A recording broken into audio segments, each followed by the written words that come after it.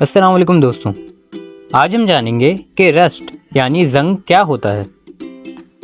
آپ نے غور کیا ہوگا کہ زنگ صرف لوہے پر لگتا ہے اور ربر، پلاسٹک یا لکڑی جیسی چیزوں پر نہیں۔ اس کی وجہ لوہے کی بناوٹ پر منحصر ہے۔ لوہا جب ہوا میں موجود نمی اور آکسیجن کے میل میں آتا ہے تو وہ ان کے ساتھ مل کر ایک ری ایکشن پیدا کرتا ہے، جس کا نتیجہ ہمیں لوہے کے اوپر زنگ کی صورت میں نظر آتا ہے۔ اب چونکہ ربر، پلاسٹک اور لکڑی جیسی چیزوں کی بناوٹ لوہے سے الگ ہوتی ہے، اس لیے ان پر زنگ نہیں لگتا۔